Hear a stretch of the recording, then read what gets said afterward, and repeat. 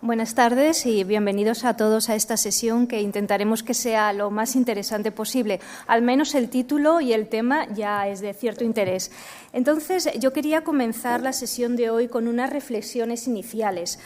En este debate trataremos de uno de los temas más apasionantes y revolucionarios de nuestra era, el tema de la inteligencia artificial. En particular, centraremos nuestra atención en un ejemplo concreto de inteligencia artificial que ha capturado la imaginación colectiva y ha generado discusiones tanto entusiastas como preocupadas en todo el mundo. Nos referimos al ChatGPT, un modelo de lenguaje desarrollado por OpenAI, cuyo objetivo es entender y generar el texto de manera coherente. La inteligencia artificial está omnipresente en todas nuestras vidas. Ha dejado de ser una mera especulación futurista para convertirse en una realidad tangible en nuestra sociedad actual. Sus aplicaciones abarcan desde los asistentes virtuales en nuestros dispositivos móviles hasta los sistemas de recomendación en plataformas de streaming, pasando por la conducción autónoma o por el diagnóstico médico o por a quien el banco le concede una hipoteca. Está transformando, por tanto, sectores enteros, desde la salud hasta las finanzas, desde el entretenimiento, el turismo, la educación y el transporte. La inteligencia artificial ha logrado avances significativos y ha demostrado su capacidad para superar a los humanos en ciertas tareas específicas. La inteligencia artificial tiene el potencial para hacer nuestra vida más fácil y eficiente, pero, sin embargo, también plantea desafíos significativos. Entre estos incluyen la privacidad de datos, el sesgo en la toma de decisiones, la seguridad, la desigualdad, la dependencia tecnológica y la pérdida de empleo debido a la automatización. Y a medida que la inteligencia artificial se convierte en una parte integral de nuestra sociedad, es crucial que abordemos también cuestiones éticas. Necesitamos considerar cómo diseñamos y usamos estas tecnologías de una manera justa y equitativa.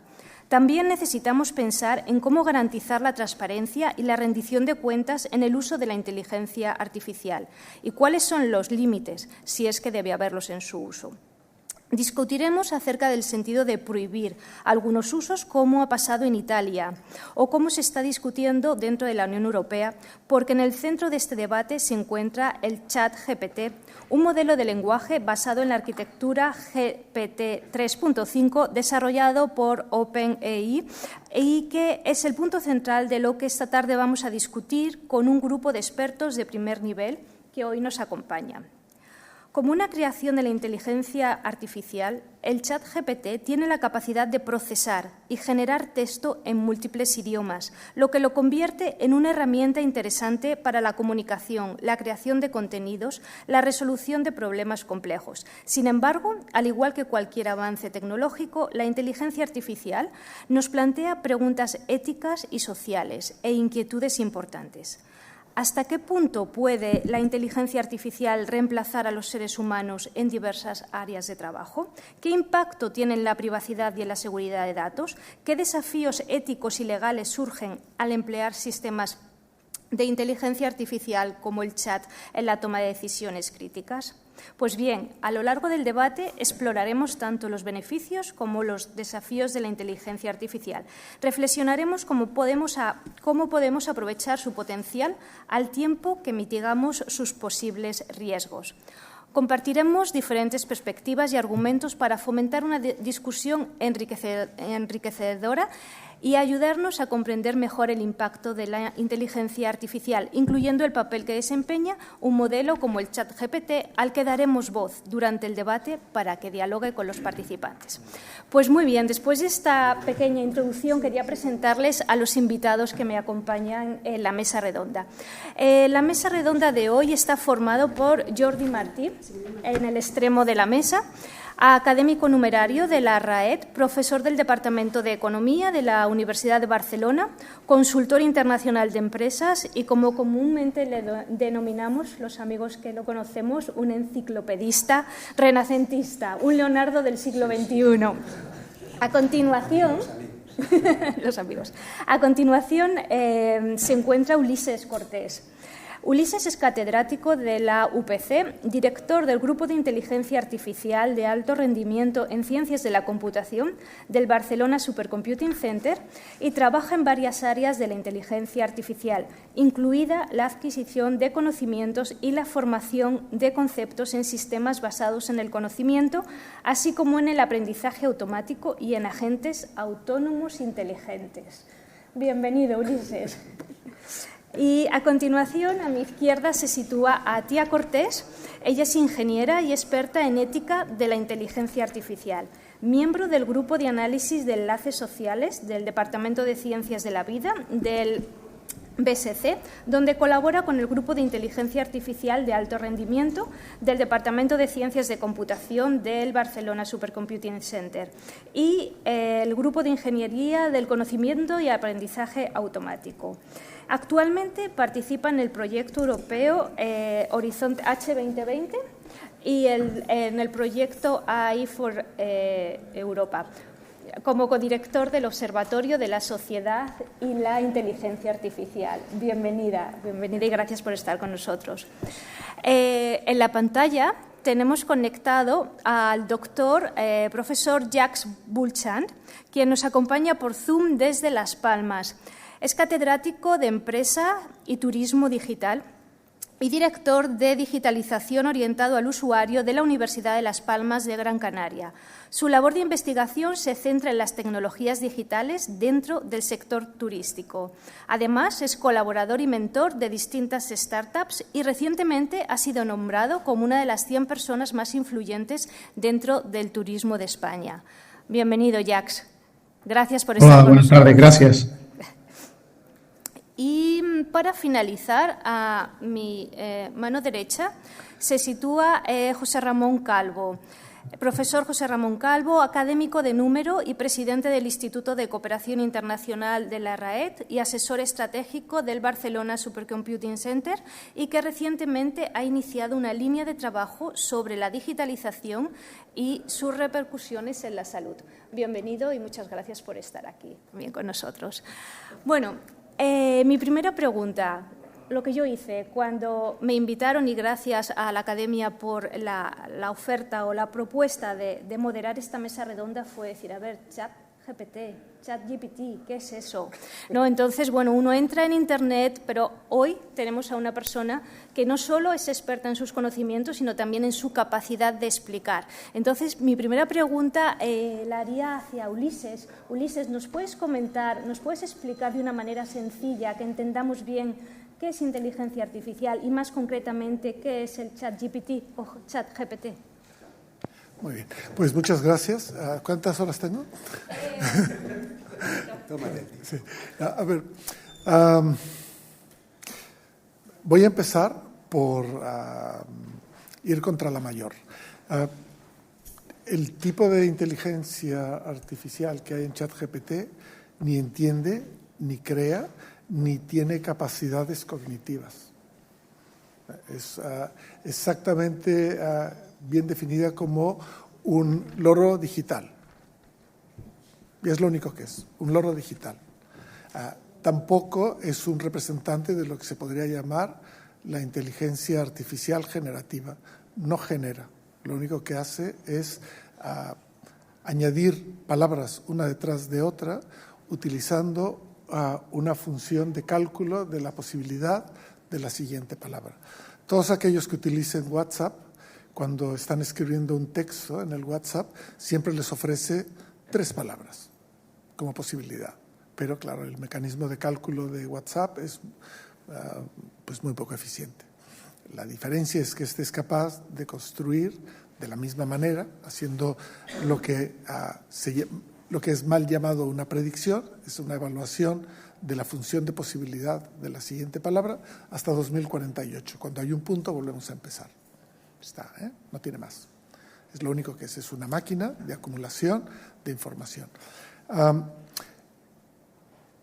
En cambio, la inteligencia artificial, que es una disciplina científica, de la cual se producen aplicaciones como el ChatGPT, es simplemente una aplicación más, tiene como objetivo entender cuáles son las bases, por un lado fisiológicas, y por otro lado cognitivas, y por otro lado lógicas, de lo que subyace a un fenómeno emergente que denominamos inteligencia y que no tiene una definición clara, que observamos y reconocemos por la práctica.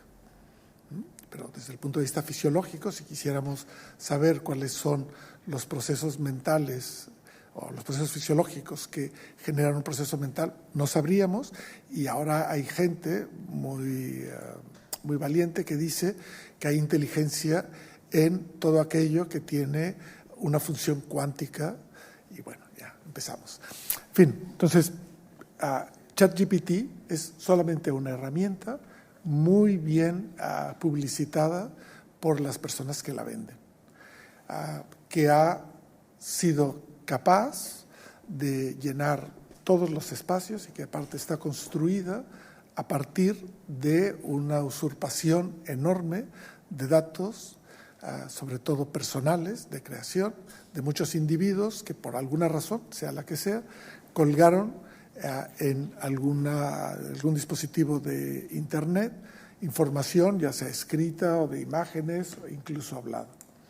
Se hizo un entrenamiento de una máquina que es capaz de, digamos, leerlo todo, analizarlo sintácticamente, solamente sintácticamente, y luego a partir del análisis sintáctico y la multiplicación de dos elementos probabilísticos, se pueden hacer la concatenación. Se los voy a explicar muy fácil y aparte el ejemplo es con el que se ha hecho, que es la Biblia. Entonces, casi todos los que estamos aquí, de alguna manera u otra, hemos leído la Biblia. ¿Por qué la Biblia? Pues porque es el único libro que está traducido a todos los idiomas y está bien numerado. Capítulo Génesis, capítulo 1, versículo 1, 2, 3, 4, y está bien estructurado. Entonces, la Biblia en castellano empezaría, diría, y en el principio, y entonces la máquina cogería la primera palabra, en, y luego el, y luego el principio, y empezaría a decir, estas dos van juntas, y así para todas las posibles repeticiones de todas las palabras de todos los textos. Esto genera una matriz no muy grande, porque hay 25.000 palabras en el castellano, es una palabra de 25 una matriz de 25.000 por 25.000, que se esparza, porque hay muchas palabras que no se siguen las unas a las otras, es decir, que tiene muchos agujeros, es como un queso gruyère, pero a lo bestia, y hay algunas que son mucho más, están mucho más pegadas a las otras, y luego se hace un pequeño análisis, porque claro, para todos los verbos tenemos la raíz del verbo y las conjugaciones. Con esto, y luego decimos, esto es una carta, esto es un soneto, se le van dando un cierto tipo de etiquetas, y cuando le pido es que escriba un soneto, buscará todas aquellas etiquetas. Un sistema de cálculo muy rápido. Esto es lo que hace el ChatGPT. Cuanto más memoria hay, cuanto más capacidad de cálculo, pues es más fácil hacerlo. Ya está. No hay nada de inteligencia. Siento decepcionarles, pero no hay nada de inteligencia. Aparte, yo muchos de ustedes han sido profesores universitarios o han ido a la universidad. ¿Qué haríamos, profesor Baldassano? ¿Qué haría usted de un alumno que constantemente responde solamente el 40%, entre el 40 y el 60% a las preguntas de manera correcta? Suspendería. Pues esto es lo que le pasa a estas máquinas. Seguramente, con mucho más entrenamiento, podrían llegar a tener una actuación mejor. ¿Qué es lo que pasa? Que si hay un alumno o un profesional que es un perezoso y quiere tomar ventaja de eso y escribe un texto que otro no lee de manera crítica, todo cuela. Y también pasa en los exámenes.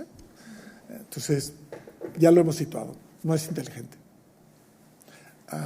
Tampoco el problema ético, y aparte un problema legal, y es que se han apropiado de estos datos de una manera completamente arbitraria y completamente ilegal, pero lo que no nos dicen es todos estos que juegan con él y hacen eso que se llama la ingeniería del prompt, que no es una ingeniería ni es nada, pero ya hay escuelas universitarias de alto nivel en España que ofrecen cursos de ingeniería del prompt, y eso es otra tomadura de pelo enorme. esa interacción que cada uno hace con la máquina, ellos la capturan para aprender cómo las personas le preguntan y entonces refinar el tipo de preguntas que hacen. Ya está. Entonces, Ulises, yo aprovecho, vamos a hacer un poco esto con el permiso de la moderadora. Y yo quería, porque hay una cosa que me llamó la atención. El otro día sometieron a ChatGPT al examen del ISFMG, el examen americano para obtener la licencia médica. Entonces, el tipo que hizo esa prueba, hizo una prueba, dice, yo le pregunté, le di un dato de un caso que había tenido de un niño que tenía una enfermedad rara, que aparece una de cada 100.000, le metí la ecografía, las pruebas diagnósticas y demás, y dice, y aproximadamente en 8 segundos dio con un diagnóstico que a nosotros nos costó todo el tiempo del mundo llegar. Entonces, la pregunta del millón es, evidentemente, o la otra pregunta, cuando le pusieron el examen ese, acertó casi un 90% de las... ¿Cuál es la razón por la que puede hacer eso con esa fiabilidad? Muy sencilla. Si yo quiero decir que es tan bueno como un aspirante a una escuela de medicina y yo tengo todos los años de historia de estos exámenes, lo que hago es sobreentrenarlo en eso, ¿no? Pero es lo que hacemos con los atletas. Los atletas de hoy ya no son los atletas clásicos griegos, son unas personas que son súper específicas para hacer una tarea durante muy poco tiempo. Duran muy poco tiempo y no saben hacer otra cosa. Entonces, con esto mismo, tú le das todas las posibles respuestas. Y seguramente lo que le pasó a este buen señor fue que él publicó un artículo con este caso tan extraordinario y cuando hicieron el barrido de Internet, ese caso estaba allí. Y son tan específicos los datos que es muy fácil capturarlo. Entonces, pero esto es solamente... ¿A quién le interesa decir que esto va muy bien para ese tipo de exámenes tan complicados? Pues a la empresa que lo va a vender, ¿no? Al final es un tema comercial, no hay que... Sí.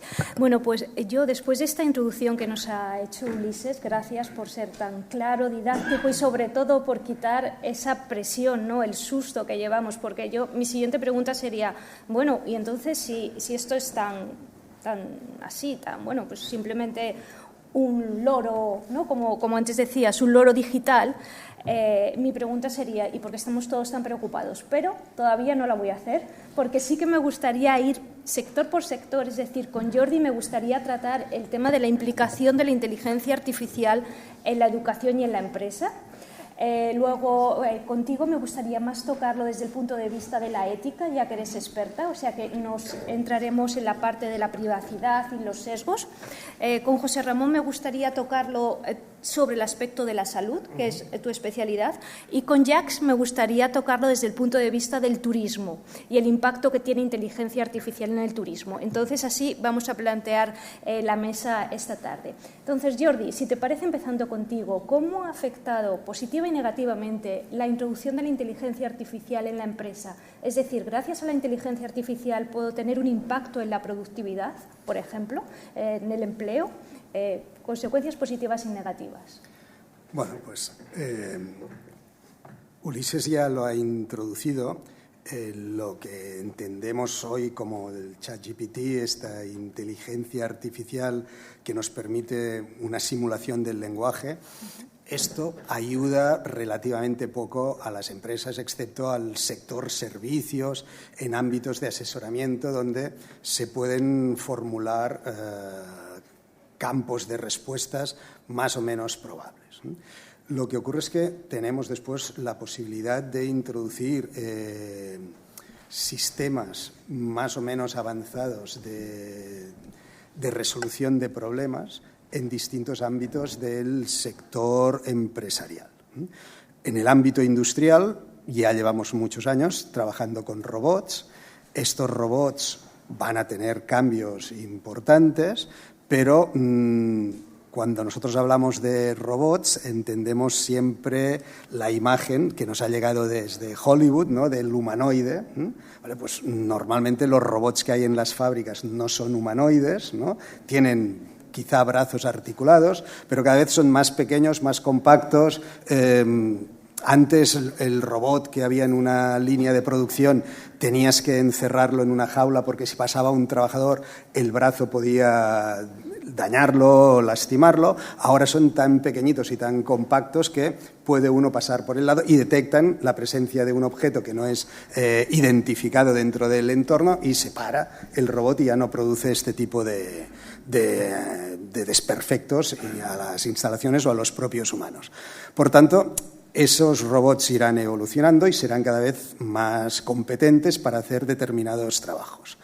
Tenemos otro tipo de robots que hemos también visto por las películas, que serían los animaloides, ¿no? Los que parecen un gato, un perro, una cosa de estas, ¿no? Pues eso también va a tener evoluciones distintas porque las matemáticas, estas que ha simplificado Ulises, diciendo una matriz de 25.000 por 25.000, pues hombre, cuando estudiábamos una matriz 3x3 ya era complicado, una 25.000 por 25.000, invertirla, transformarla, diagonalizarla, esto hoy se hace de una manera instantánea, pero hay detrás unos cálculos matemáticos muy complejos. Todo esto lo vamos viendo cada vez más simplificadamente y lo podemos aplicar a muchas facetas de nuestra vida cotidiana. De manera que sí, vamos a tener ayudas que van a ir apareciendo de una manera no siempre muy bien escalonada. Nos anunciaron hace ya 10 años que tendríamos los coches autónomos. Hicimos una sesión aquí sobre coches eléctricos, no ya de coches autónomos, y las dificultades que tenemos para tener coches eléctricos. Cuando hagamos una sesión de coches autónomos veremos las limitaciones que eso continúa teniendo, ¿no? Pero vamos evolucionando en este sentido. Entonces, aumentos en la productividad, que es algo que aparece mucho por Internet. A ver, ahí hay que ser muy riguroso, ¿eh? Aumentar la productividad solo se puede hacer incrementando alguna tecnología, porque la productividad es el producto, el output que nosotros conseguimos en una línea de fabricación comparado con los inputs, con las materias primas que introducimos en la línea de fabricación. Y en la medida de la productividad no hay valoraciones económicas, ¿eh? Son kilos de output por litros de input, ¿eh? Serán toneladas por horas trabajadas, pero no hay valores económicos. Cuando nosotros introducimos inteligencia artificial en los sistemas empresariales, podemos encontrar aumentos en la productividad, pero después hemos de ver si esos se reflejarán en aumentos en la rentabilidad. Invertir en una de estas máquinas es muy caro y de que esto llegue a ser rentable hay un tramo. Por ahora, lo que nos está ofreciendo Microsoft y OpenAI es fantástico, ¿no? Porque ¿cómo los llamamos? ¿Robin Hood o ladrones directamente? ¿Vale? Entonces, claro, si uno se dedica a ofrecerte servicios que ha robado previamente, pues es muy rentable, ¿eh? ¿Vale? Y esto estamos ya viviendo pues las consecuencias de haber robado al clima, al ambiente, al medio ambiente, toda una serie de recursos y hemos sido muy productivos y muy rentables y ahora nos toca pagar la factura de esa falta de contabilización de los costes medioambientales durante 150 años. En este entorno nos encontramos con lo mismo. Dentro de unos años tendremos que pasar la factura de estas apropiaciones indebidas que se han realizado hasta ahora. Y por ahí vamos a ir distinguiendo correctamente lo que son aumentos en la productividad y lo que pueden ser aumentos en la rentabilidad después de una contabilización correcta de todos los costes que ahí están generándose. Desde el punto de vista de la ética y desde el tema de los sesgos, el tema de la privacidad de datos, de ese robo, de esa usurpación que nos hablaba Jordi, ¿nos puedes comentar, es que no sé si se oye, ¿nos puedes comentar tu visión o tu experiencia en este aspecto? Bien, pues aquí, claro, cuando estamos planteando los temas o dilemas que pueden surgir, dilemas éticos con el uso de esta herramienta, como con cualquier otra aplicación que esté basada en inteligencia artificial, debemos plantearnos diferentes preguntas, pero siempre enfocadas a cómo va a impactar esto en la sociedad, en los usuarios finales y en qué tipo de usuarios va a haber, ¿no? Por ejemplo, y siempre intentar pues encontrar cuáles pueden ser las vulnerabilidades para cada uno de estos grupos. Cuando hablamos de temas de privacidad de datos, por ejemplo, Ulises antes estaba mencionando todo el tema de la apropiación. Cuando hablamos de privacidad de datos, por una parte está lo que mencionaba Ulises antes, hay todo un tema de propiedad intelectual, con todos estos modelos grandes de lenguaje que se están creando hoy en día a través de recopilar masivamente datos de Internet, tanto sea en formato texto, audio, imagen. Todo esto es contenido que alguien ha creado y que está disponible en Internet y se está utilizando para entrenar estos modelos y, sobre todo, cuando son casos como el de DALL-E, que es otro modelo de OpenAI para crear imágenes nuevas, pues no dejas de estar utilizando trabajos creativos de otras personas para acabar haciendo propuestas muy similares, ¿no? Entonces, ahí hay todo un tema que está relacionado con la propiedad intelectual. Pero también, si ya vamos directamente al uso de lo que es el ChatGPT, y es uno de los motivos que también saltó la polémica en Italia hace unas semanas, está también todo lo que pasa detrás, ¿no? Toda la información que está recopilando OpenAI cuando estamos utilizando ChatGPT. Al final se ha puesto a disposición esta herramienta como si fuera un juego, se nos ha permitido jugar con ella y tenemos esta motivación cuando tampoco es una versión totalmente estable, ni sabemos realmente cómo está funcionando ni de qué manera está produciendo estos resultados, pero tampoco nos estamos preocupando por qué está pasando mientras yo estoy interactuando con esta herramienta. Hay una serie de informaciones personales que se están recopilando, ya sea, por ejemplo, pues nuestro nombre, el tipo de navegador que estamos utilizando, si tenemos información que está ya guardada en nuestro navegador, como por ejemplo contraseñas o números de tarjetas de crédito, las horas a las que nos conectamos, desde dónde, con qué tipo de dispositivo. Todo esto es información que se va guardando. Y al final la máquina va aprendiendo también un poco de nosotros, de qué tipo de uso damos a la herramienta, en qué tipo de grupo nos van clasificando. OpenAI, la empresa que está detrás de ChatGPT, abiertamente ha dicho que sí, que está recopilando todo ese tipo de información y lo hacen, en principio, para mejorar su propio servicio.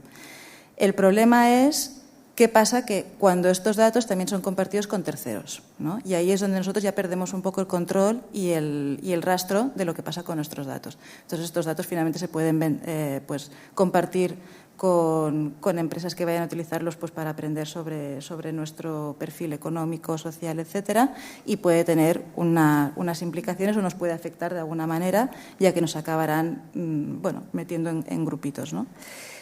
Y esto, de la misma manera, puede afectar a toda la parte de los sesgos. Por una parte está el sesgo que podemos recibir a la hora de ser pues eso, categorizados, pero también está el sesgo propio que tiene la herramienta. Al final, esta herramienta lo que está aprendiendo, pues eso, de texto, de imágenes libres, de las interacciones que nosotros hemos tenido en Internet, el rastro que hemos ido dejando, nuestra identidad digital. Hay estudios que demuestran, existe lo que se llama la brecha digital y hay estudios que demuestran que esta brecha afecta principalmente a mujeres y a colectivos vulnerables o poblaciones menos representadas. Estos grupos acostumbran a interactuar menos en Internet debido a pues, el trato discriminatorio que reciben muchas veces y, por tanto, también están, digamos, produciendo menos contenido que luego sirve para entrenar estas máquinas. Con lo cual, de alguna manera, también se acaba creando este propio sesgo por una falta de representación. Antes hablábamos, ¿no? Los sesgos pueden estar porque nosotros tenemos nuestro propio sesgo cognitivo, sesgos históricos, pero también hay un problema en la representación que se hace del mundo a la hora de entrenar la máquina. Si hay pues, grupos en los que están excluidos o que están menos representados, pues al final esto también va a afectar.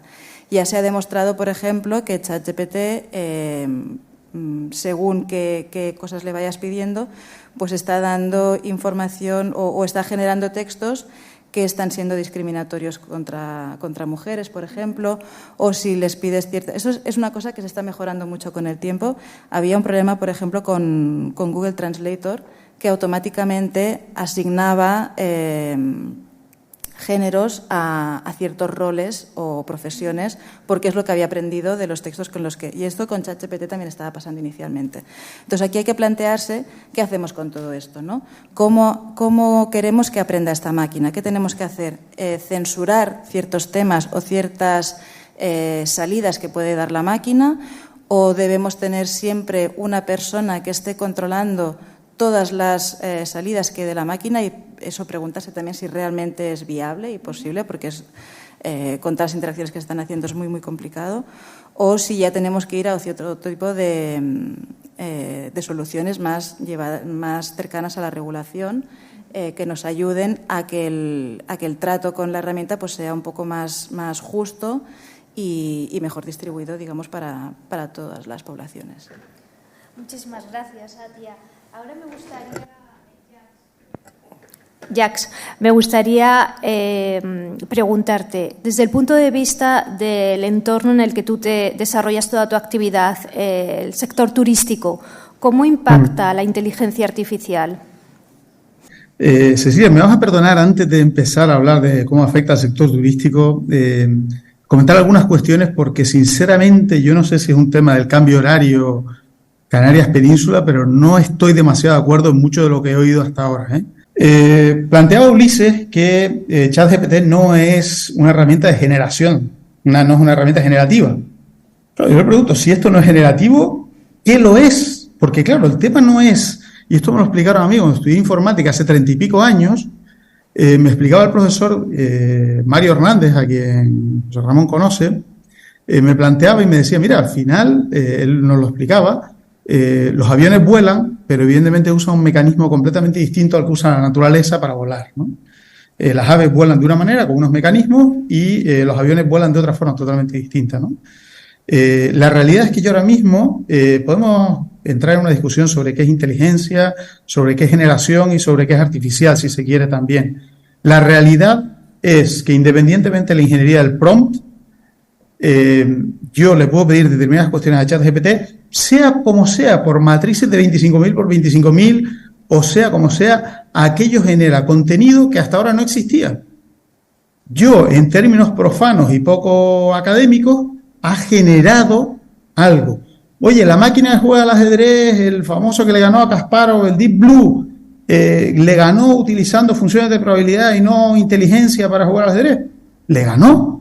Es que yo creo que eso es lo importante, es decir, tenemos que ver cuál es la funcionalidad real y cómo lo estamos utilizando y para qué sirve. Por tanto, no hay inteligencia. Bueno, podemos plantear que no hay inteligencia, pero que genera, desde luego que sí. Claro, nos planteamos ahora y decimos, es que ChatGPT está recopilando datos y está tal de los usuarios. Vamos a ver, perdone que les diga, cada uno de ustedes tiene instalado en su teléfono móvil 140 aplicaciones, cada una de las cuales está recopilando los mismos datos que se acaban de comentar. Su nombre, su teléfono, por dónde circulan, qué es lo que hacen, cuándo usan el móvil, cuándo lo abren, cuándo no lo abren, cuándo fallan, con quién hablan, las conversaciones, absolutamente todo. Y no nos preocupa absolutamente nada más que cuando aparece ChatGPT. Se plantea, dice, una herramienta muy bien publicitada. Yo discrepo profundamente. Esta herramienta, fíjense, no hay forma de ir a un evento en estos días en los que no salga el concepto de inteligencia artificial. Imagino que la experiencia será la misma para todos ustedes.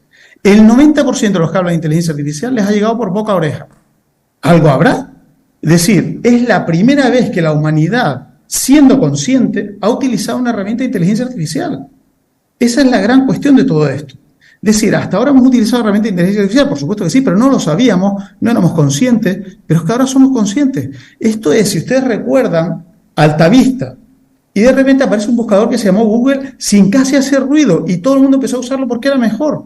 Aquí ha pasado exactamente lo mismo, es decir, cualquiera, el otro día tuvimos la experiencia con una persona que no lo había usado hace un par de meses, lo cogió y a los 3 minutos no se creía los resultados que obtenía. Que el 60% de lo que cuenta, el 40% es mentira. Bueno, estamos en el año 1 de ChatGPT. Tengamos este debate dentro de 4 años, a ver cuánto de lo que cuenta es verdad y cuánto es mentira. Entonces, yo sinceramente, repito, discrepo de mucho de lo que se comenta. Comentaba también Jordi el tema de la productividad. Output partido por input. Pues en el sector servicios lo estamos viendo claramente, sin entrar en temas económicos. De repente, ahora una persona, y esta experiencia, olvidémonos del ChatGPT, la han vivido ustedes en el aeropuerto. Antes, cuando ustedes iban al aeropuerto, había 15 personas haciendo el check-in para un vuelo. Ahora van a un aeropuerto y hay una persona haciendo el check-in para un vuelo, porque todos ustedes han sacado su tarjeta de embarque, se la han sacado en casa y andan. Entonces, ¿qué pasa? Que nosotros hemos entrado en el modelo productivo. Claro, las horas ya no son de la persona que está o de la persona de la compañía o de la persona de AENA, ahora son mis horas de tiempo en mi casa quien saca la tarjeta de embarque. Bueno, si es así, podemos considerar que no hay un incremento de productividad y podemos estar de acuerdo. Pero desde luego, si los centramos en el tema empresarial, desde luego para Iberia o para AENA, el incremento de productividad ha sido más que significativo, ¿no? Y estaremos de acuerdo con eso. Y con ChatGPT, yo creo que va a pasar algo muy, muy parecido. Es decir, ustedes, les pregunto de verdad a todos los de la sala y a todos los de la mesa, ¿cuántas veces se han frustrado con el típico chatbot que aparece en todas las páginas web que no entiende absolutamente nada? Comparen eso con ChatGPT. Imagínense ChatGPT integrado en las webs de la mayoría de las empresas. O sea, es que parece ciencia ficción. Yo considero hablarle a un chat que entiende lo que estoy diciendo y que más o menos, sea por probabilidad o por matrices, me contesta con una cierta decencia. Lo firmo donde sea.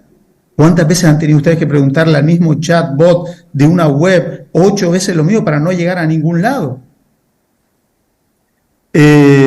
Curiosamente, cuando Google recopila todos los datos que hay en Internet para hacer las búsquedas, nadie se escandaliza. Y buscamos y somos felices porque encontramos muy rápido lo que queremos. Ahora, cuando lo hace ChatGPT, parece que es usurpación y robo. Yo no acabo de entender por qué una cosa lo es y lo otro no. Sí, porque hemos usado Google 20 años y no nos ha generado ningún estrés. ¿Sigo o paro para que me puedan responder, que veo mucha gente pidiendo la palabra? Mira, efectivamente, yo me imagino que la mayor parte de las personas que no tienen una educación digital consistente, que es el 99% de la población, tiene su teléfono abierto constantemente. Y el objetivo de que la gente no aprenda de digitalización es precisamente eso, que tengan los teléfonos abiertos y a alguien le den los datos.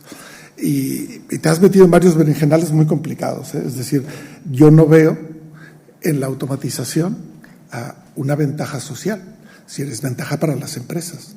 Pero de todo lo que hablas es cómo los individuos tenemos que hacer cada vez más cosas para otros en una idea falsa de la autonomía. Yo me puedo sacar la tarjeta cuando quiera, pero realmente lo estoy haciendo en mi teléfono, en mi tiempo libre, y ya no es un servicio que me dan, pero el vuelo sigue siendo igual de caro. Y aparte, con la historia del Patriotic Act, tenemos que pasar una humillación constante por los servicios de seguridad de los aeropuertos. Yo soy ingeniero industrial y en mi época ya se estudió el caso famoso de quitar una aceituna de las aceitunas del Martino de Panamá. Es decir, cada vez vamos a reducir las cosas que les damos a los ciudadanos para que tengan un servicio peor.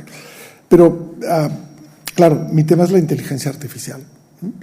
Solamente llevo 40 años trabajando en el tema y probablemente tendríamos que bajar a la discusión de lo que es la generación, pero a mí la aglutinación de términos no me parece una forma de generación. En el fondo lo que hacen estos sistemas es resolver un problema de preguntas críticas, pero no nos vamos a poner finos y vamos a empezar a todo esto. No es una herramienta muy brillante. Yo ya entiendo que al público general le parezca muy brillante, pero no lo es, y seguramente tiene la misma brillantez que el DDT. El DDT parecía una promesa maravillosa para quitar muchas plagas. El efecto en el medio ambiente lo seguimos pagando. Igual que quien piensa que el turismo es una de las mayores riquezas, y yo veo a Barcelona en los próximos años teniendo muchos turistas, teniendo muchos euros y muy poca agua. Todavía no sé que los euros se beban. Llevo 30 años haciendo las depuradoras de la cuenca del río de Besós y sé cómo está el río y cómo se extrae el agua. Y ahí sí, la inteligencia artificial simbólica se utiliza para generar conocimiento y tener un sistema de soporte a las decisiones. La diferencia fundamental es querer sustituir a los individuos en una serie de tareas que tendrían que hacer. Yo también entiendo que es mucho más fácil preguntarle a una máquina que uno leer y uno escribir. Si lo que queremos es fomentar un tipo de sociedad donde le preguntamos a una máquina y ya está todo hecho, y la sociedad que hemos construido a partir del esfuerzo y el mérito la vamos a supeditar a que una compañía que genera un tipo de respuestas con un tipo de sesgo es la que va a ser, bueno, yo no estoy por eso. Y llevo 40 años y por eso fui uno de los primeros firmantes en contra de lo del ChatGPT, así como pienso que la nueva carta que han hecho es simplemente un problema económico, ¿no? Y es tan palmario el tema económico que después de la visita de Altman al Congreso, en vez de caer, porque pidió la regulación, OpenAI subió 5 puntos en bolsa. Entonces, estamos hablando de otro tipo de cosas. Entonces, no es una tecnología buena, yo no la compraría. No es una tecnología que socialmente sea buena, tampoco se la deberíamos dar a los niños. Pero de todas maneras, te lo voy a poner en el ejemplo que utilizo con mis estudiantes. Una copia de ChatGPT debe costar alrededor de 2.000 euros. ¿Por qué se le da gratis a la gente? Cada copia. Es una tecnología tan potente como la de un coche en términos de autonomía. Cuando nosotros queremos conducir un coche en las ciudades de Barcelona, en las calles de Barcelona, al Nobel, al candidato Nobel, le hacemos pasar por una escuela, que se aprendan las reglas. Un año, pase un examen, esté un año de prueba como aprendiz. Y luego le empezamos a dejar ir solo. Pues este tipo de tecnologías que pueden tener un doble uso en manos de personas, niños de 13 años, 14 años que ya tienen acceso, y que fue el tema porque Italia lo prohibió. Italia lo prohibió porque se dejaba acceder sin identificar a niños, pero claro, los niños no pueden identificarlo, ¿eh? Entonces, estamos entrando en muchos temas. ¿Por qué los padres le dejan utilizar ChatGPT? O sea, la patria potestad ha saltado por los aires, igual que cuando le damos a un niño menor de 14 años acceso a un teléfono móvil o a Facebook. La patria potestad brilla por su ausencia. Entonces, disculpa, Ulises. La tecnología es demasiado potente como para dejársela a la gente así. Pero hay alguien a quien le interesa y aparte la gente dice jugar, pues que no es un juego realmente.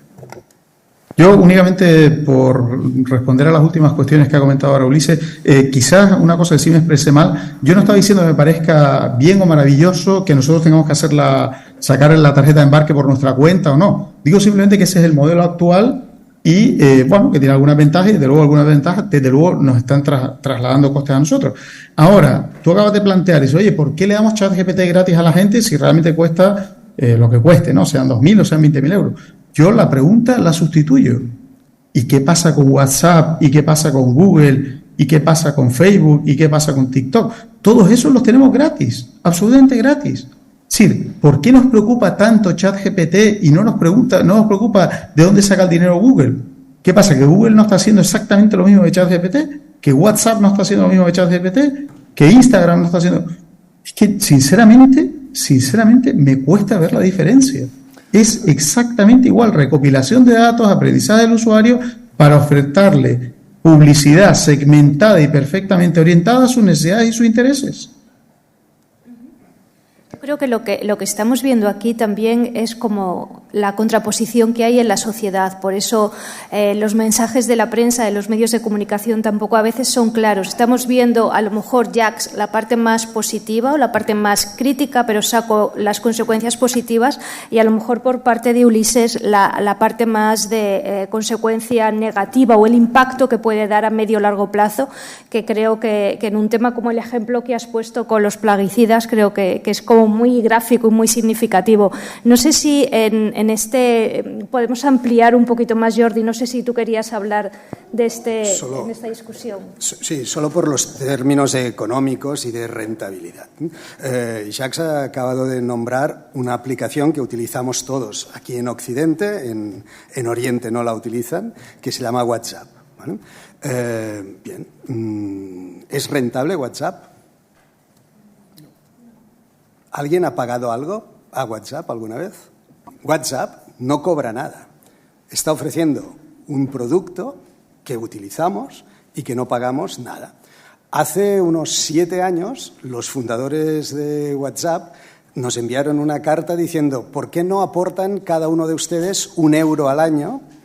¿Vale? Como si fuese una donación. Bueno, el monstruo se había hecho tan grande que mantener eso sin cobrar era prácticamente imposible. Pero en ese momento, alguno de los de la sala seguro que pagó el dólar, son los ciudadanos responsables, ¿no? Pero la mayoría de los ciudadanos de Occidente lo que hicieron era darse de baja durante unos días de WhatsApp y tenían 1 año de prueba gratis si se volvían a dar de alta al cabo de 3 o 4 días. En ese lapso apareció el señor Zuckerberg y compró WhatsApp, ¿no? Y pagó una cantidad de alrededor de 19.000 millones de euros por WhatsApp. Vino aquí a Barcelona, al Mobile, y lo anunció aquí en Barcelona. Era el 2014, si no recuerdo mal. Bien. ¿Quién paga 21.000 millones? O 19.000 millones de euros, 21.000 millones de dólares, por algo que no genera ingresos. No genera ni €1 de ingresos WhatsApp. No hay publicidad en WhatsApp. No hay ninguna función de ingresos. Y alguien pagó 19.000 millones de euros o 21.000 millones de dólares. Bueno, la definición de ladrón pulula por el ambiente, podemos estar más o menos de acuerdo en eso, pero finalmente el señor Zuckerberg fue al Congreso de los Estados Unidos, requerido por una comisión, y tuvo que reconocer que había hecho trampas. Bueno, no hablaremos más, ¿no? Porque salió del Congreso y el FBI no lo esperó, ¿no? Bueno, una cosa muy curiosa, cuando uno reconoce ante el Congreso que ha cometido un delito y sale y no es sometido a ningún tipo de juicio. Pero nosotros estamos sometidos, ¿no?, como ciudadanos de Occidente, a una serie de prácticas en las que ya nos hemos visto inmersos y nos parecen normales, ¿no? Y lo que estamos haciendo en esta discusión es cuestionarnos muchas cosas que no son éticas, que son normales, pero no son éticas, y de ahí salen las dudas sobre si es conveniente o no regular las apariciones, desapariciones de determinadas aplicaciones en nuestro entorno. Sí, yo simplemente por completar quería decir que estas aplicaciones son gratis al final es erróneo. Nada es gratis y nosotros lo que estamos haciendo es pagarlo con un montón de datos que les estamos dando y con eso pues ellos ya van haciendo sus negocios detrás. O sea, al final no es gratis. ¿Y por qué nos preocupamos? Preguntas, ¿por qué te preocupas por ChatGPT, que está recogiendo todo este tipo de información, y no por otras? Yo me preocupo de la misma manera por ChatGPT que por las otras aplicaciones. Lo que pasa es que hoy en día solo se habla de ChatGPT, como si ya no existieran todas las otras.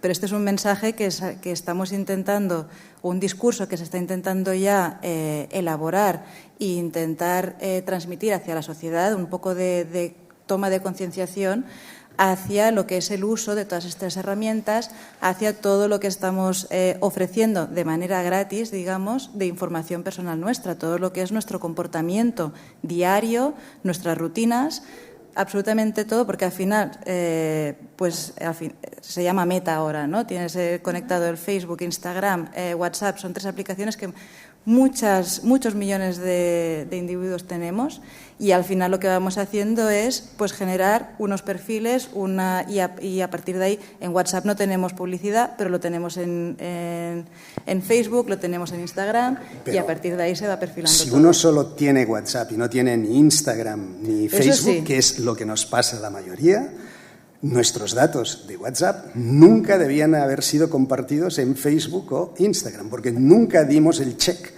a esa utilización. En Europa ya no se puede. En Europa no se puede. En Europa ya no se puede. Aquí estamos mezclando peras con manzanas. Hay una ínsula barataria que es Europa, y entonces ahora solamente si ustedes han hecho de forma explícita una autorización de la entrega de los datos, esto pasará, y WhatsApp ha hecho una inversión enorme para que los servidores de datos estén dentro de la Unión Europea. Y la otra cosa que también habría que decir, y en descarga también de Google, que Google no es santo de mi devoción, pero también la mayor parte de los servidores están en Europa. Entonces los datos, mientras ustedes no hagan correspondencia con fuera de Europa, los datos están relativamente protegidos. Los gobiernos hacen cosas utilizando esos canales. Pero yo creo que el principal motivo de la compra de WhatsApp fue uno muy sencillo, y era evitar que cualquier otro tuviera un sistema de comunicación punto a punto cifrado. Fue esto. Y valía la pena. Ha valido la pena porque se ha convertido en un canal preponderante. Y efectivamente, como dice Atia, el problema es que tenemos una hoja que no nos deja ver el bosque. La inteligencia artificial va mucho más allá de estas paparruchas que tiene. Ahora, ¿por qué todos los que estamos en la comunidad nos hemos preocupado? Porque imagínense, es cierto que, digamos que seamos muy generosos y que el 60% de las veces tiene resultados correctos. Y alguien utiliza ese resultado correcto y lo vuelve a incluir en Internet. Y eso se vuelve a mezclar y otra vez y otra vez. Y entonces el problema de la verosimilitud, la contrastación de la verdad de los hechos va disminuyendo. Y entonces hemos acabado con el concepto de verdad como lo conocíamos. Como hemos cambiado el concepto de intimidad y privacidad. Todos nosotros, la mayor parte de los que estamos aquí, tenemos una edad y tenemos un concepto de privacidad y de intimidad que ya no es el de los jóvenes, que se exhiben de una manera abierta en las redes sociales. Estas compañías les han cambiado la forma de percibir la intimidad y la privacidad. Y estamos en una transición. Entonces ya vemos un efecto. A mí lo que me preocupa, y tú lo mencionaste bien, el problema de Cambridge Analytica es que ahora, de una manera directa y proactiva, este tipo de herramientas a las que hay mucha gente que está muy contenta en utilizar, están minando de una manera sistemática la idea de democracia tal como la conocemos. Quizás es necesario que cambiemos la democracia, las instituciones democráticas más que el concepto, pero no deberíamos dejar que gente que tiene una idea ultraliberal sea la que decida cómo queremos tener la democracia en Europa. Tenemos unos conceptos basados en unos conceptos democráticos bien basados en las nociones de Solón y las primeras constituciones en las que el demos es lo importante, la expresión en un foro público donde la opinión crítica y verosímil es la importante. Y bueno, ya tenemos los partidos políticos para cargarse todo eso, pero no dejemos que las empresas empiecen a tomar el papel que tienen los ciudadanos y los partidos. Y esto es donde empieza el gran problema. Y lo que nos estamos viendo es el problema de asimetría. La capacidad de inversión en esta tecnología está cambiando las formas de ver, ¿no? Es decir, si fuera cierto que todos estamos preocupados por el cambio climático, dejaríamos de volar.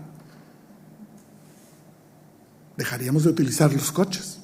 El turismo virtual muy bonito, pero es que no deberíamos ir a los sitios porque el impacto de cada avión es brutal. Entonces, pero no lo hacemos. Simplemente no lo hacemos porque hay una rueda económica y estamos muy metidos en eso. Y les voy a contar mi idea particular con ChatGPT, que es la misma historia que tiene Netflix. Una de las maneras que tiene para poder producir traducciones entre idiomas es uniformizar el lenguaje a un léxico pequeño, porque es la manera de hacerlo más eficiente. Y el resto ya se lo pueden imaginar, ¿no?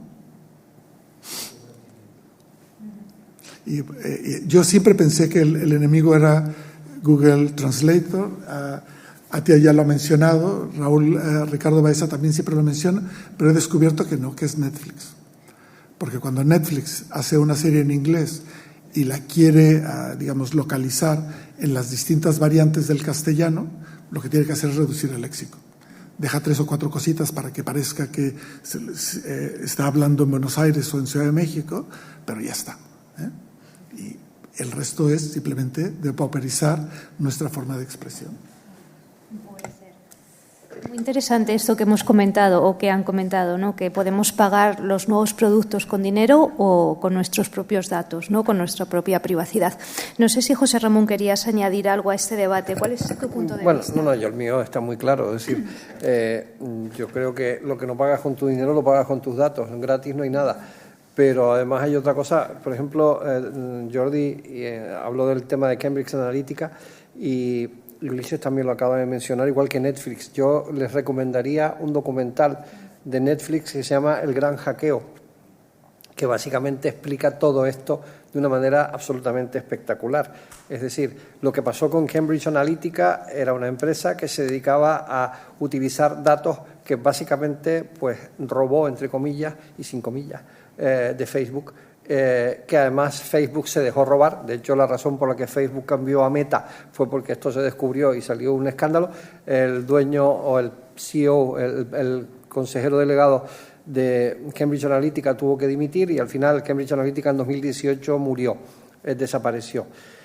Pero la situación realmente de ese problema en que los datos fueron expuestos, yo ahora cuando me toque el turno les contaré por qué es tan importante los datos en un tema como la salud, que es una de las cosas que probablemente nadie se ha puesto a pensar y me gustaría hacerles alguna apreciación al respecto, en sentido positivo y en sentido negativo. Así que ahora, para que Jacques continúe, porque al final lo dejamos al pobre sin hablar del turismo y por lo menos que... Adelante, Jacques. Bueno, me alegra ver que la mesa, por lo menos después de haberle dado toda la caña del mundo a ChatGPT, por lo menos ahora ya se la damos también a Netflix, a Google y a compañía. Yo, mientras pongamos a todos al mismo nivel, estoy de acuerdo. A mí lo que no veo es la diferencia cualitativa entre un ChatGPT o un Google. Al final los dos están cogiendo texto y contenido que hay en Internet y lo están usando para sus propios bienes. Aquí hay una frase lapidaria, siempre decimos que es que cuando no estás pagando por el producto es porque el producto eres tú. Y ya está, y es que esto es así, y lo hemos asumido desde hace años y nos parece bien, ¿no? Y habría que ver si estaríamos de acuerdo en pagar $20 al mes o al año o lo que fuera por determinados productos que usamos. Bueno, dejando ya aparte de esta cuestión y hablando del tema del turismo, ChatGPT evidentemente se inserta en toda una serie de desarrollos que ha habido en los últimos 5 o 10 años y que esperamos que continúen durante esta década, que en gran medida lo que están provocando, lo que comentó Jordi, que ya se ha producido en el sector industrial y como bien sabemos ya se produjo en su momento en el sector primario, y es la automatización de puestos de trabajo, ¿no? Y entonces aquí se abre todo un melón y aquí sí que vemos nosotros muchísimas consecuencias, en general más bien preocupantes, no voy a decir negativas, pero sí preocupantes, alguna consecuencia posible positiva, pero casi todas preocupantes, por cuanto que, la famosa teoría de Schumpeter que habla de la destrucción creativa de empleo, que hasta ahora se ha dado siempre en la historia de la humanidad, cada vez que hemos destruido empleo en un sector, lo hemos construido o lo hemos generado en otro. Yo en este caso cuesta ver, si desplazamos del primario al secundario al terciario, cuesta ver ahora mismo el sector, ese cuarto sector, ese quinto sector, por lo menos que pueda recibir la cantidad de puestos que se pueden ver automatizados. Nosotros, y aquí les hablo ya del caso de Canarias, claro, Canarias, como ustedes bien saben, y dejando aparte el planteamiento de Ulises de abandonar el turismo, si abandonamos el turismo, pues abandonaremos Canarias también, porque como bien saben ustedes, es la única economía productiva que tenemos en Canarias, que además se lleva el 35%, creo que es del Producto Interior Bruto, y más o menos el 30% de los empleos directos y casi el 60% de indirectos. Pero en cualquier caso sí que es un sector en el cual los grandes puestos de trabajo, como ustedes bien conocen, si han ido a cualquier hotel turístico, los grandes puestos que se generan, grandes en cuanto a número de empleo, son el de camarero o camarera y el de camarera de piso, o los que popularmente se conocen las Kellys, ¿no? Eso que habrán oído esa expresión. Ahí se puede ir, nosotros estamos ahora haciendo algún proceso con hoteles aquí en Canarias y ahí se puede ir 60-70% del empleo que se genera en un hotel. Y es un empleo susceptible de ser automatizado, con lo cual yo el nivel de preocupación que tendría por los próximos 10 años al respecto de que la tecnología sea ChatGPT o sean todos los demás desarrollos que puedan venir, pueda llegar a automatizar, y estamos viendo ya rumbas domésticas entrando en sectores industriales y entrando, por ejemplo, en un hotel. Hay determinadas cadenas hoteleras en el Reino Unido, por ejemplo, que acaban de comprar 7.000 de estos cacharritos que son capaces de limpiar la habitación, no completamente, pero en gran medida, pues comprenderán que la preocupación es muy elevada, ¿no? Por terminar, y por eso les digo que el caso del sector turístico y la automatización de servicios es algo que nos preocupa y creo que nos debería preocupar enormemente, ¿no? Enormemente, por cuanto que puede suponer un cambio social y un cambio de modelo con pocos parangones en la historia de la humanidad, ¿no? Ahí únicamente me gustaría acabar esta intervención con un discurso un poco más positivo. Recientemente ha habido algunos estudios hay dos autores, uno es del MIT, Brie Honson, y otro es David Author, creo que también es del MIT.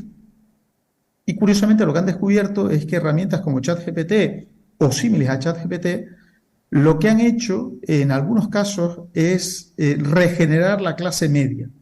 Como ustedes bien saben, una de las cuestiones que ha generado la tecnología en el puesto de trabajo o los últimos 10 años, es lo que se conoce como una polarización del mercado de trabajo. Es decir, se han incrementado los empleos de alta cualificación y sobre todo se han incrementado los empleos de muy baja cualificación. Y en general han desaparecido los empleos de cualificación media. Ese es el concepto de polarización del mercado de trabajo. Bueno, curiosamente lo que están viendo es que con la entrada de herramientas como estas de ChatGPT en las organizaciones, se está empezando a regenerar una clase media, por cuanto que personas que a lo mejor no tienen esa riqueza de lenguaje que comentaba Ulises anteriormente, pero con la ayuda de una herramienta de este tipo, pueden acabar teniendo una muy buena capacidad de respuesta, una capacidad de respuesta similar a otras personas que sí tienen una mayor capacidad por ejemplo, de expresión, ¿no? Entonces ahí están, ya digo, son estudios hiper incipientes, estamos hablando de los últimos 3-4 meses, principio de año, pero bueno, ahí se está empezando a plantear algún aspecto positivo y bueno, en parte también, y yo disculpen si alguno considera esto un disparate, pero bueno, cuando llegó la calculadora en muchos casos se puso el grito en el cielo y es verdad que en cierta medida la población ha dejado de ser capaz de calcular, pero globalmente no creo que nadie plantee o considere que sea necesario eliminar las calculadoras de nuestras vidas, ¿no? De la misma forma, estamos viendo que herramientas de este tipo pueden ayudar a regenerar una clase media porque ya determinadas cuestiones dejan de tener excusas, ¿no? Es decir, cuando le pedimos a nuestros alumnos o cuando llega una persona que quizás no habla correctamente nuestro idioma. Se ha hablado de Google Translate. Yo personalmente, si vemos la evolución de Google Translate, por ejemplo, en los últimos 10 años, a mi juicio es espectacular, ¿no? Yo recuerdo hace 10 años tuve a clase en Marruecos y tuve que traducir mis transparencias al francés y aquello lo usé con Google Translate porque, bueno, mi nivel de francés es muy limitado y aquello era bastante esperpéntico, ¿no? Hoy en día, si uno usa Google Translate para algunas cuestiones, bueno, mi competencia inglesa es relativamente buena y yo veo los resultados y, bueno, creo que son bastante buenos. Es decir, globalmente para la sociedad, mi visión no es que ninguna de estas herramientas sea negativa, sino que, bueno, pueden en determinados momentos tener elementos positivos, ¿no? Esa es la gran cuestión que estamos viendo en el sector servicios y en el turismo en particular. Muchas gracias, Jack. Y cogiendo la idea tuya que decías que querías animar la mesa con debate y con discrepancias, yo voy a discrepar contigo desde mi ignorancia, pero, por ejemplo, aparecen nuevos inventos, la calculadora, el periódico, o la imprenta, perdón, la radio, la televisión, por supuesto, al principio producen un rechazo, luego los adaptamos, pero es que lo que yo creo que está pasando con la inteligencia artificial es que es una máquina o algo que está tomando decisiones por mí. O sea, la calculadora no toma decisiones por mí, la imprenta tampoco, pero yo esto lo veo que sí, entonces por eso me preocupo y el impacto que tiene la sociedad desde el punto de vista de si tenemos que replantear conceptos como la libertad o la verdad o las instituciones democráticas o la privacidad, pues la verdad que sí que me preocupan. No sé qué opinas. No puedo estar más de acuerdo, o sea, no puedo estar más de acuerdo contigo, sería totalmente de acuerdo, claro que sí. Pero mira, varias cuestiones. Yo no hablaría, bueno, he hablado yo de la calculadora, pero por ejemplo, quisiera recordarles que hace 15 años, cuando la Wikipedia, esto fue un auténtico escándalo, ¿no? Sí. Es que nuestros alumnos no van a hacer más que copiar de Wikipedia y no sé qué. Pues sí, la hemos integrado en nuestra vida normal. ¿ChatGPT toma decisiones por ti? Siento decirte que no. Quien toma decisiones por ti son las aplicaciones que tienes en tu móvil hace años y por las que no te has preocupado y que te dicen el restaurante al que tienes que ir. Google Maps te está diciendo el restaurante que hay a tu alrededor que más se aproxima a tus gustos y te está diciendo que vayas ahí y lo llevas usando 10 años y no te has preocupado. Entonces, quien está tomando decisiones por ti es Google Maps. Y quien te está diciendo cuando entras en el buscador a dónde quieres ir de vacaciones y qué quieres hacer, y cuando entras en Amazon te está diciendo qué productos son los que te interesan, o todo eso lo estás viendo y está tomando decisiones por ti. Sí, yo me refería a inteligencia artificial, no al chat solo, sino a inteligencia artificial como innovación, o sea, como desarrollo, no solo al chat, o sea, que es todo, o sea... Sí, bueno, me imagino que Ulises dirá o planteará, no sé, me atrevo a decir, imagino que él planteará que mucho de esto no es inteligencia artificial, al final son modelos probabilísticos que dicen que si tú has comprado un libro y a mí me gustan los libros que tú has comprado, probablemente tu siguiente compra sea algo que a mí me guste, ¿no? Al final es un modelo probabilístico, no es excesivamente inteligente, pero es el modelo que llevamos usando los últimos 10 años, ¿eh? Piensen en la mayoría de los productos que ustedes tienen ahora mismo, que con la ropa con la que están vistiendo, los productos que tienen en casa, y la mayoría de ellos se han comprado en base a un algoritmo de recomendación, ¿eh? No estoy diciendo que sea bueno o malo, ¿eh? No, de verdad que no estoy diciendo que sea bueno o malo, estoy diciendo simplemente que es el modelo que hemos adoptado. ¿Y que hay que regular la inteligencia artificial? Por supuesto que sí, es que no tengo ninguna duda. Es que no discrepo en absoluto con ello. Digo simplemente que me sorprende, decía al principio, ya no, porque han salido todas las demás, que me sorprendía muchísimo que nos preocupe ChatGPT y no nos preocupe Google, que hace exactamente lo mismo que ChatGPT, exactamente lo mismo, conceptualmente. Yo tenía una historia al respecto de toda esta discusión, que era fundamentalmente cuando utilizamos todo este tipo de aplicaciones. Claro, Jack decía ahora, te está diciendo lo que tienes que hacer, cómo lo tienes que hacer, el restaurante al que tienes que ir. De alguna manera está jugando evidentemente con la probabilidad, pero también hay otra historia curiosa, que es un experimento que pusieron en marcha unos periodistas españoles, que fue en una sala cerrada, pusieron un móvil que estaba encendido pero no conectado a ningún lado, y se pusieron a hablar de 3 temas que habían pactado entre ellos. Uno era temas relacionados con la comida o con las cosas de los niños, otro era con viajes a un sitio determinado del mundo, no me acuerdo cuál era, y el tercero no me acuerdo. Bueno, el experimento fue que a los 15-20 minutos, cuando entraron en las diferentes páginas web, por ejemplo, de un periódico, los anuncios que les aparecían, ¿cuáles eran? El de los niños, las comidas y las cosas de los niños, ¿cuáles eran? El del viaje al sitio en concreto. Es decir, el teléfono estaba escuchando de alguna manera, y sin ninguna manera, lo que estaba pasando. Es decir, evidentemente estamos... Cuando esa frase que dije, que lo que no pagas con dinero lo pagas con datos, evidentemente es una frase, es una realidad. O sea, después podemos entender o no entender, o aceptar o no aceptar que las cosas son así, pero bueno, también creo que es un tema, y por eso se generó esta mesa de debate, y yo creo que estamos cumpliendo de sobra las expectativas, porque de eso se trataba. O sea, no era para que todos estuviéramos de acuerdo y decir amén, que eso yo lo hacen en Silicon Valley estupendamente. Solo un tema que ha salido aquí nombrado por Jacques. Wikipedia no es comparable ni con Google, ni con Facebook. Wikipedia es un trabajo cooperativo y nos piden donaciones periódicamente. Sí. Ahí no le vendemos nuestros datos a Wikipedia, teóricamente. Otra cosa es que... pero no le cedemos nuestros datos a Wikipedia. Ya que he entrado en este tema, cuando apareció Wikipedia, yo recuerdo haber estado en una charla con un famoso editor de Barcelona, el editor más importante de España, el señor Lara, y él decía los errores que tenía Wikipedia para intentar defender su negocio, ¿no?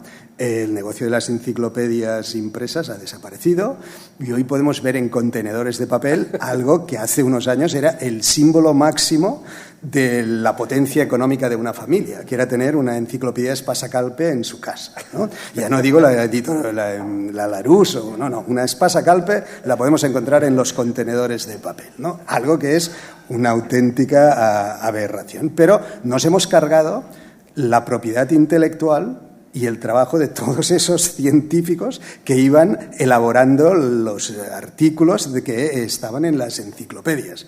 Eso ha desaparecido por un proceso cooperativo, ¿vale? Lo podemos aceptar. Del negocio que se puede hacer de eso hay otro tema. Y este es el que han utilizado, ¿eh? Sobre las bases de datos de Wikipedia, es sobre los que se han entrenado los chats GPT y cosas de este estilo. Sí, no, un comentario también sobre el tema de que todas estas aplicaciones están tomando decisiones, estas aplicaciones están tomando decisiones sobre nosotros. Creo que hay que tener un poco de cuidado también con el lenguaje que utilizamos, porque al final si estuvieran tomando la decisión por ti, estarían prácticamente llevándote a un negocio, cogiendo tu tarjeta, porque tendrían la información, y haciendo la compra por ti, diciendo tú hoy te vas a tomar un café con triple de lo que sea. Lo que te están haciendo al final es haciendo unas sugerencias. Y eso al final, porque también hay que tener mucho cuidado, aquí estamos hablando de temas más banales como seguir a una cafetería, pero cuando ya hablamos de temas, por ejemplo, relacionados con la salud, también se habla mucho, ¿no? O hay ese miedo siempre, esa narrativa de si al final va a venir la inteligencia artificial a sustituirme y a tomar la decisión por mí.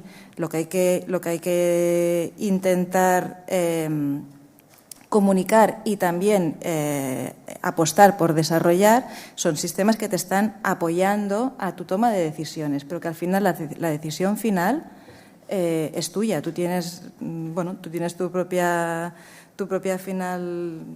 criterio, ¿no? Y esto lo que te va a hacer es quizás plantearte unas opciones, como por ejemplo cuál es el camino más óptimo, porque puede haber aquí un atasco, o cuál puede ser la cafetería que más te guste en este momento, o en el caso de la salud, cuál puede ser el tratamiento pues más innovador para una enfermedad rara que te acaba de entrar o algo así. Entonces, yo creo que al final hay que tener también un poco de cuidado con el tipo de lenguaje que se utiliza, porque esto también al final es lo que va calando en la sociedad y lo que puede acabar creando o una sobreestimación de lo que puede hacer la tecnología o un miedo, ¿no? a cuáles son sus capacidades, cuando muchas veces son mucho más limitadas de lo que se está realmente transmitiendo.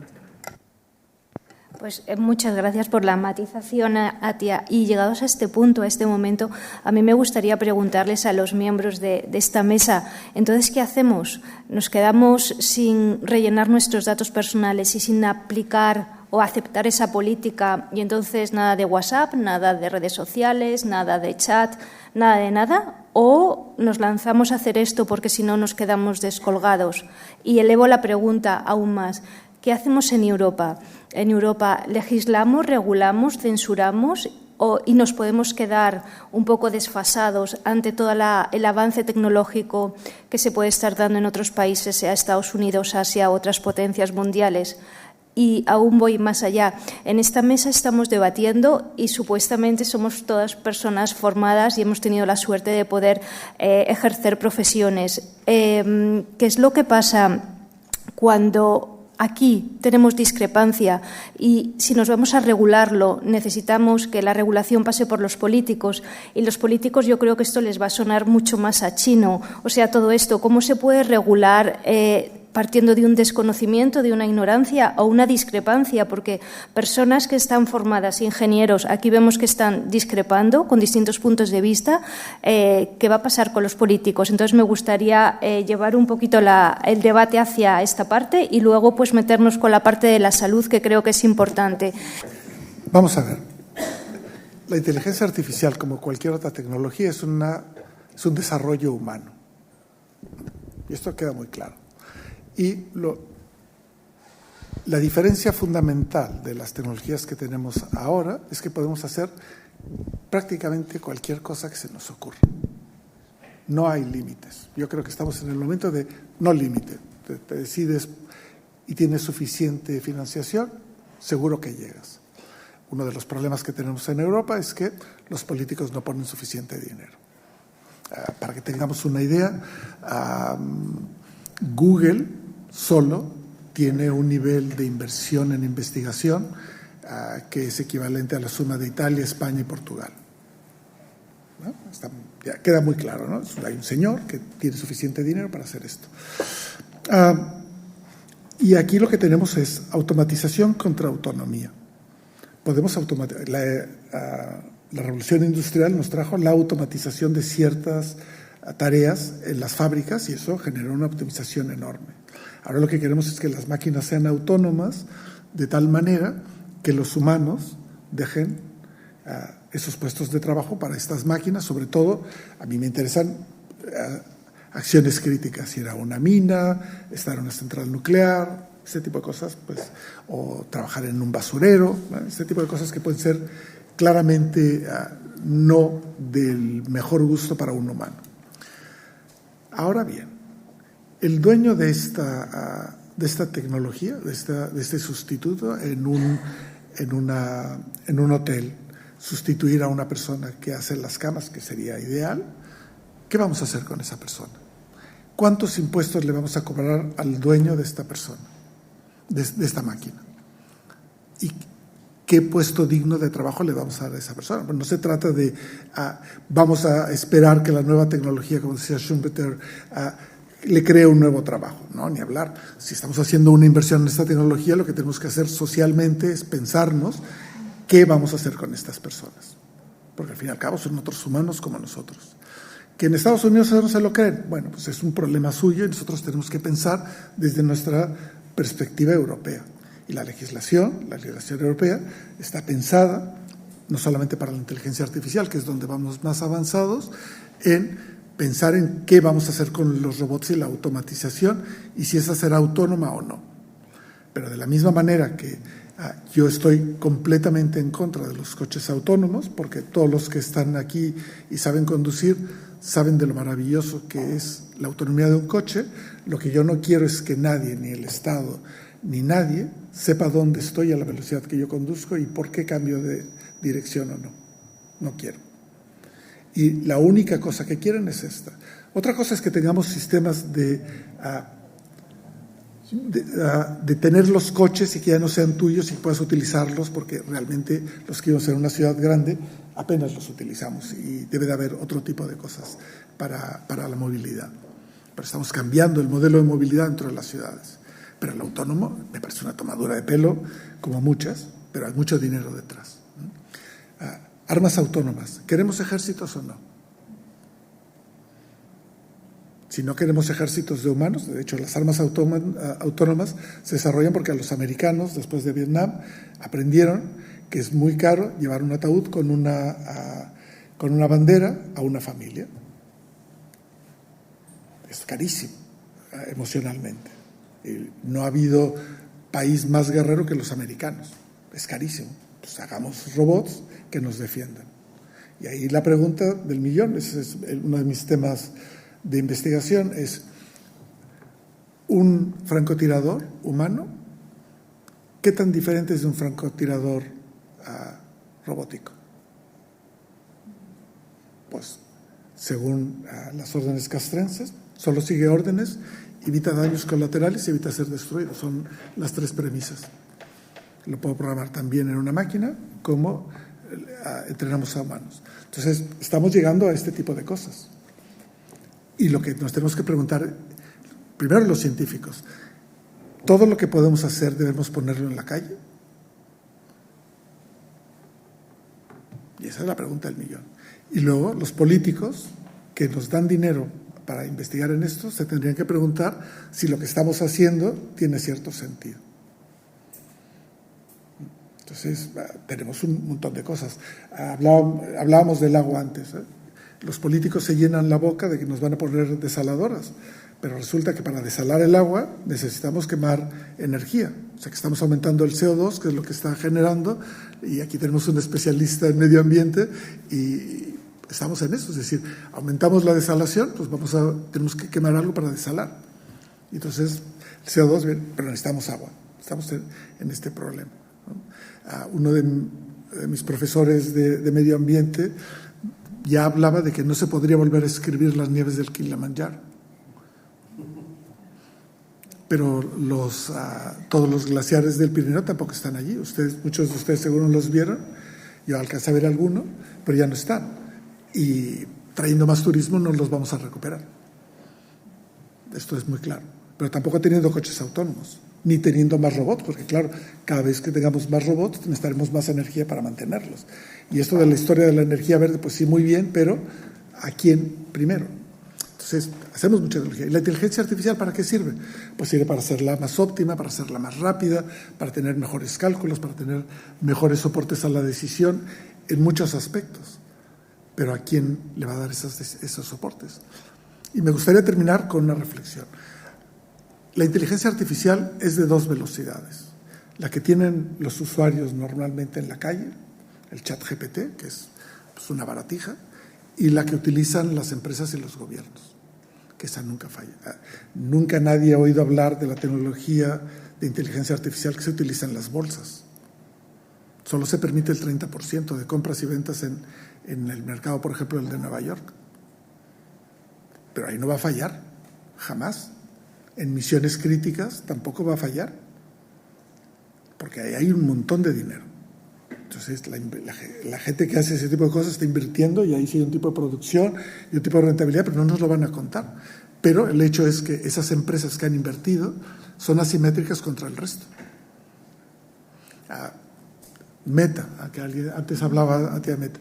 Meta tiene un supercomputador que es comparable con el supercomputador más grande del mundo que está en China. ¿Alguien se imagina que una compañía pueda tener un computador que es comparable? O sea, no hay ninguna en Europa como él, ninguna. Yo trabajo en el centro de supercómputo, el director de nuestro centro siempre habla de esto, es decir, una sola compañía. Pero ya no hablamos de lo que pueda tener Amazon en sus servicios distribuidos de cloud y lo que quema. Pero todo el mundo está feliz, porque ya no tengo que tener máquinas, no tengo que tener informáticos, no tengo que hacer muchas cosas. Entonces, abaratar costes está muy bien, pero estamos perdiendo capital social, estamos perdiendo capital humano y sobre todo ya no hay la responsabilidad. Antes decías de la clase media. Hace un mes y medio estuve en Bangalore en un encuentro de inteligencia artificial y los hindús se echaban las manos a la cabeza con la posible y rapidísima desaparición de los centros, los call centers, porque en vez de tener un hindú hablándote en hindú, vas a tener cualquier máquina en cualquier idioma con un acento perfecto.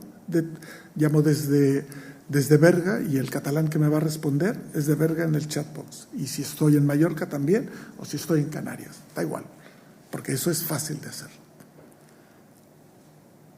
Y para ellos hablaban entre 10 y 15 millones de puestos de trabajo, lo que significaba para ellos unos 60 millones de personas que se iban a la calle.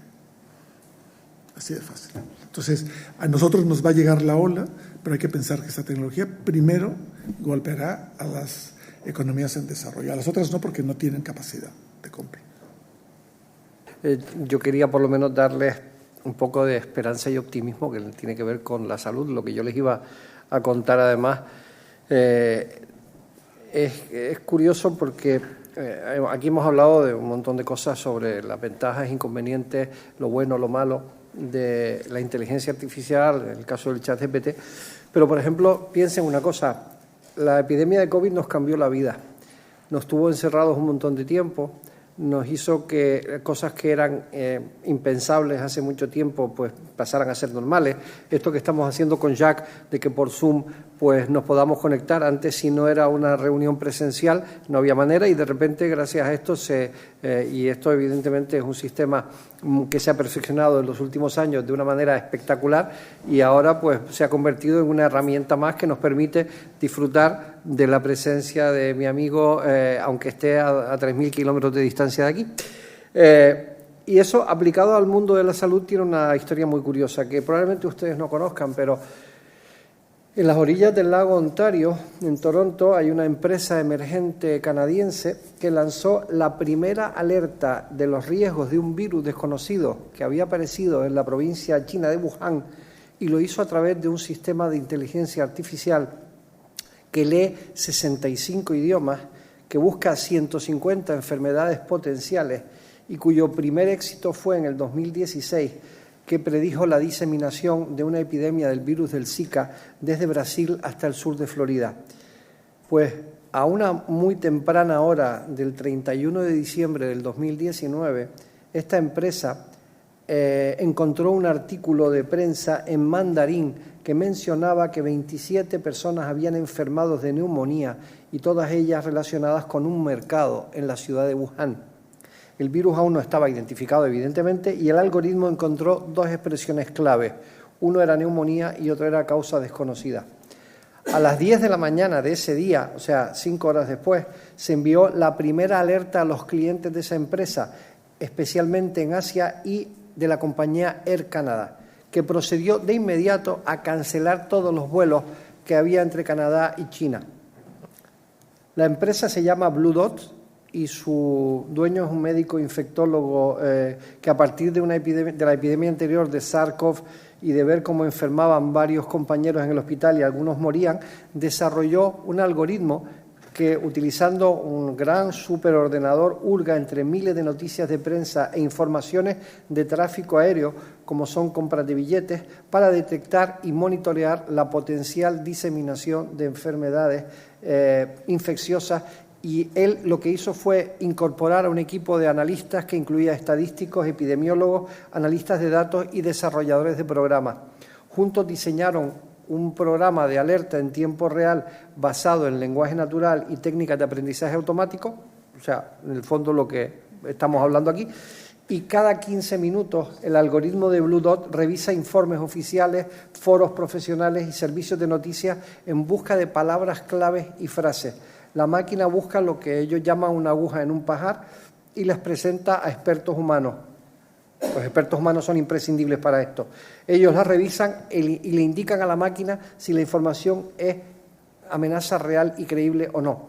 Si parece serlo, automáticamente la información la pasan a un banco de datos que analiza el lugar del brote, los aeropuertos cercanos, las compras de billetes que se han hecho, los itinerarios de aviones que han seguido esa ruta. También se toman en cuenta datos de clima, bancos de datos de sistemas nacionales de salud e incluso la presencia de mosquitos o de cualquier otro tipo de animal que transmita enfermedades. Una vez que todo eso se hace en tiempo real y dura segundos, Blue Dot envía alertas a sus clientes que ya incluyen, y evidentemente después de eso más todavía, muchas agencias gubernamentales, aerolíneas y hospitales. ¿El objetivo cuál es? Fundamentalmente que las autoridades puedan prepararse para lo peor, un gran brote de una enfermedad, que fue lo que pasó en el fondo con la epidemia de COVID. Y aunque el sistema de inteligencia artificial de Blue Dot pronosticó realmente cuántos vuelos había desde la ciudad de Wuhan, por ejemplo, al resto de ciudades del mundo, en qué zonas podían con mayor probabilidad darse los siguientes casos, evidentemente con esa información ya se pudo haber tomado alguna medida preventiva. Con esa información, como hizo Air Canada, ya se pudo haber parado algo. Porque es que, fíjense una cosa muy curiosa, el sistema algorítmico de Blue Dot consiguió anunciar que el virus saltaría de Wuhan a Bangkok, que después iría a Taipei, a Singapur, Tokio y Hong Kong, y que posteriormente aparecería en Italia y luego en España. Y eso fue exactamente lo que pasó. Es decir, ellos fueron capaces, por trazabilidad de las rutas aéreas y por los movimientos de personas, en predecir a principios del año 2020, cuando todavía aquí estábamos pensando en peces de colores, lo que iba a pasar y lo que después pasó. Entonces, evidentemente, yo creo que después de conocer esta historia, creo que imaginar el futuro de la salud y la prevención vinculado a las enfermedades y está muy vinculado a la que es la inteligencia artificial es difícilmente cuestionable. Piensen además que aquí tenemos cosas como, y están muy basadas también en estos planteamientos, el tema de las intervenciones robotizadas. Es decir, y les cuento un ejemplo muy concreto. Cuando se hacían intervenciones de prótesis de cadera, pues se abría una enorme brecha desde la zona de la cadera hasta abajo para cambiar una prótesis y con lo que eso representa de morbimortalidad y de daño y de problemas para el paciente. Hoy los sistemas robotizados perfeccionados, tipo Da Vinci, que es el más famoso, y otros muchos, hacen una brecha de 5 centímetros. Y ahora es ambulatorio, prácticamente te dejan dormir una noche en el hospital, pero al día siguiente sales caminando con muleta, pero sales caminando. Y eso lo vi no hace mucho en Madrid.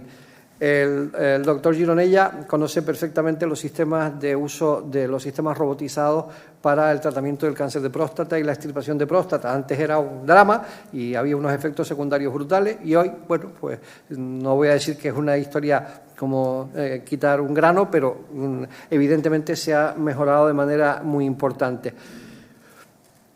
Hay además otras cosas muy interesantes, que es que, por ejemplo, acaba de publicarse hace unos días el uso de inteligencia artificial para generar un antibiótico que es capaz de acabar con superbacterias. Ustedes saben que uno de los grandes problemas, y lamento que la doctora Ángeles Calvo no esté aquí porque es uno de sus temas favoritos, uno de los grandes temas que se está hablando en este momento es el tema de las bacterias resistentes a antibióticos. De hecho, una de nuestras académicas de honor, la doctora Ada Jonas, lleva mucho tiempo diciendo que las compañías farmacéuticas no quieren invertir en antibióticos porque, entre otras cosas, no es rentable, y el problema que nos estamos encontrando es que hay miles de bacterias que están siendo resistentes y creando resistencia de manera continuada a antibióticos de los que teníamos.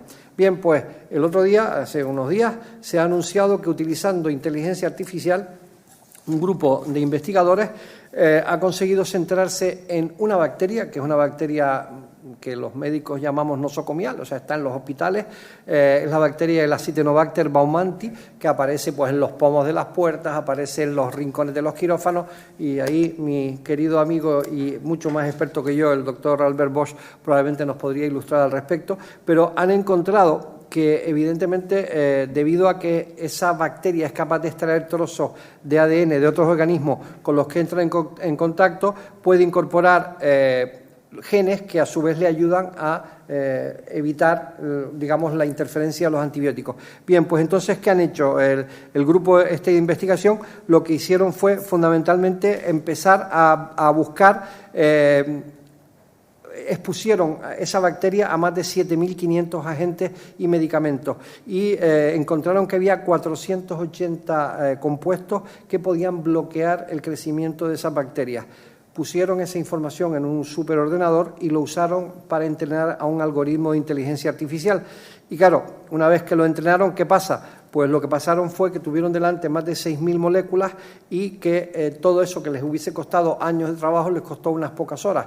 Esas 6.000 moléculas ellos al final extrajeron unas poquitas, las redujeron a 9 y esas 9 fueron las que probaron y descubrieron que había una en concreto que acababa con las bacterias.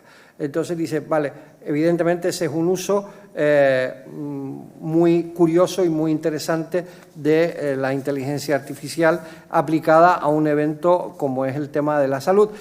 Pero a mí no me gustaría acabar esta intervención sin mencionar otra cosa que me parece igual de trascendente y es la parte mala, que es el tema de la ciberseguridad vinculada a la inteligencia artificial. Aquí en Barcelona hemos tenido un caso dramático que ha sido el Hospital Clínico, que ustedes saben que fue asaltado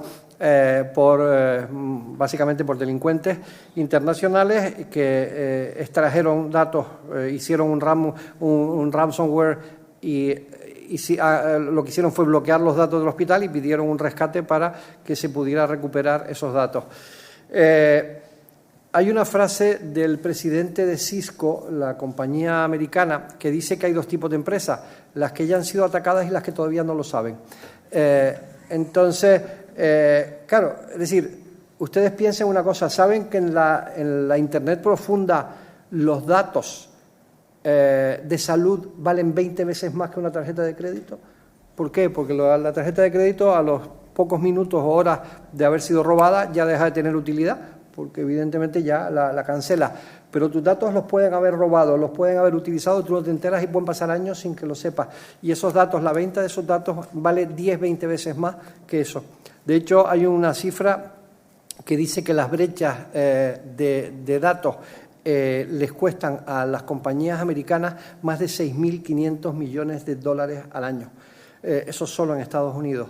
Entonces, eso significa que todo esto que estamos hablando aquí de inteligencia artificial y de uso apropiado e inapropiado de datos tiene las dos caras.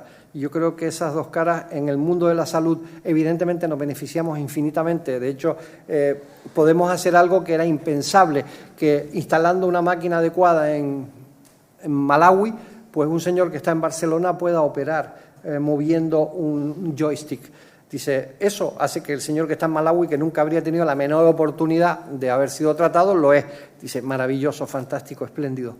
Pero también tenemos la otra parte de la película. Entonces yo creo que desde la parte que me toca a mí en este debate, que es un poco hablar sobre ese tema, creo que las cosas son enormemente positivas y los avances son enormemente significativos y reducimos el sufrimiento humano y reducimos el daño que se hace al paciente y reducimos y prevenimos determinadas cosas, pero también estamos en la otra parte que hay que tener mucho cuidado porque efectivamente los datos y el uso que se hace de ellos pues son muy peligrosos y los datos de salud son datos muy sensibles con los que se puede comerciar, jugar y utilizar en sentido tanto positivo como negativo.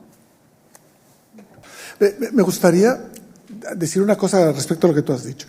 Es solamente un poco de historia.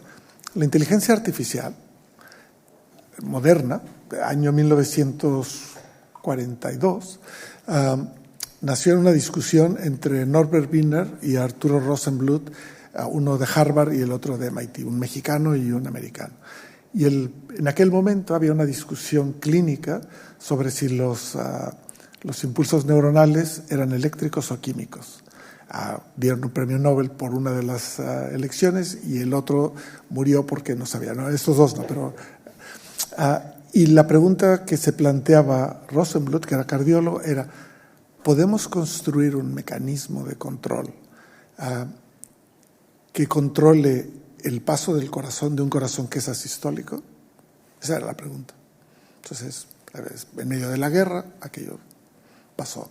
Y entre el 45 y el 48 estuvieron trabajando en ello y alrededor del año, creo que 59, tuvieron el primer modelo.